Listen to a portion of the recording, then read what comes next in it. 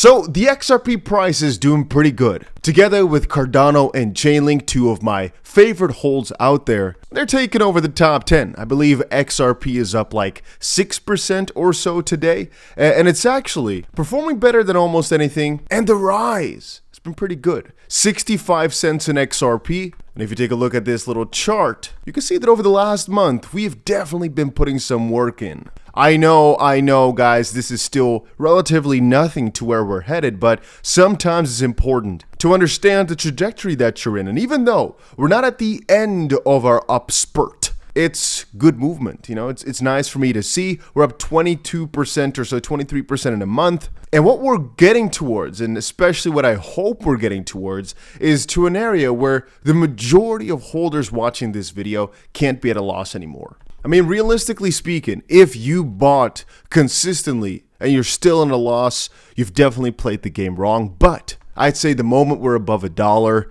anybody at a loss just played the game wrong. Per definition, you know, bam.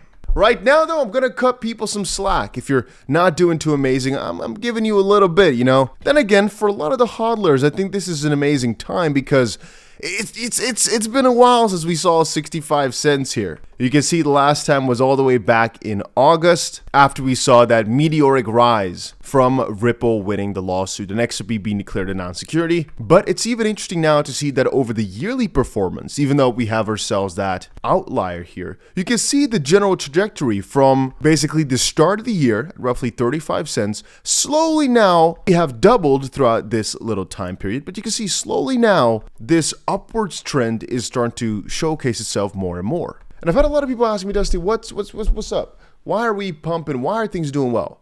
And I can't say that it's Ripple's swell event. There's an event Ripple does every year, and a lot of the comment section said that that's what caused things to rise.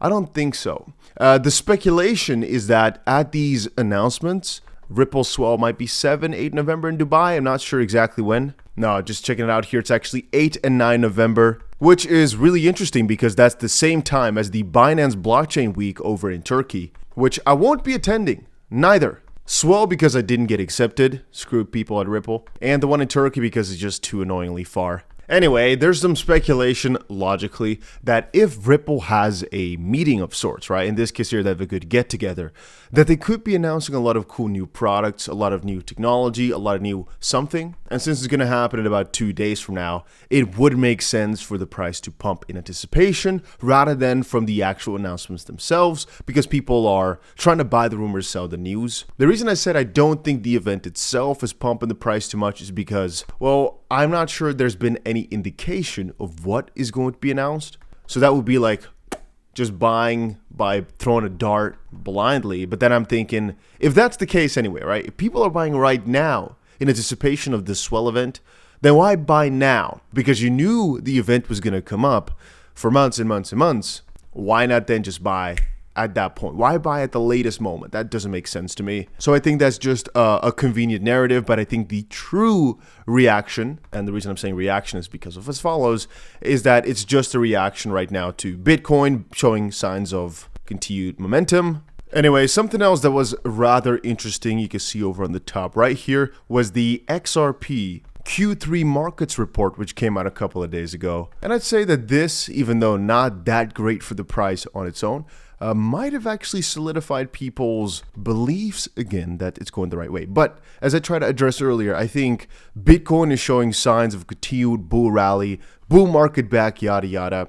And some coins like XRP, Cardano, Chainlink are doing well because they've just been undervalued for severe amounts of time. And so every now and then they kind of shine through is the best way I can describe it. So right now, Bitcoin, what we're looking for is $35,000, and that's where the big barrier lies. But in the midst, after this little rally for Bitcoin, it seems altcoins were having a little bit of a blast. And the ones that perform the best are the altcoins that basically, quote unquote, deserve it the most. Now, I'm going to say again, there are other coins that are performing way better. eGold is up 40% throughout the day, and you can see a lot of other coins are doing amazing, amazing, amazing. So from that perspective, XRP really ain't that special. But this, guys, this is a typical bull market type of day. And I can't describe it well enough for you guys. I think right now is already the time to really start going deep on whatever you can find that's worth a buy, because it just seems to be the area for it. It's just hard to make a loss right now. Things are going to start popping off. Things are starting to go crazy, and it's almost turning into no sleep time. And the reason that Bitcoin can keep this up, by the way, is because of crazy amounts of speculation that the ETF approval is popping through. And obviously, we've got ourselves the halving coming up not too long from now, like 5 months. There is no more time for playing around. It bothers me to say that, kinda, because I really wish we had more time to buy the dip, to buy lower.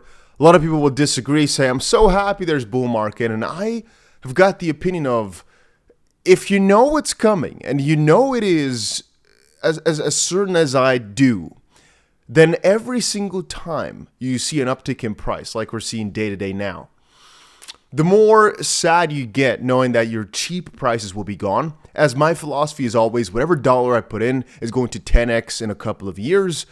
This is about to end because the more I wait, basically, the more I buy now, those are going to like 7x, and then as time progresses on, it's going to only be like every dollar I put in is going to 4x and then double, and then at some point, every dollar I put in is just that. It's just $1 because we're at the peak of the bull market, and at that point, you're going to have to start cashing out like a madman, but we'll talk about that in the future. I'm not going to lie, I am actually a little bit surprised as to the performance here. It is great. And with regards to 𝗕𝗁𝗏, by the way, multiverse, I've been seeing a lot of speculation that it's a Korean orchestrated pump, that there's a lot of issues with the coin right now on other exchanges, which potentially are adding to the crazy amounts of hype. But that's the funniest part about these runs, right?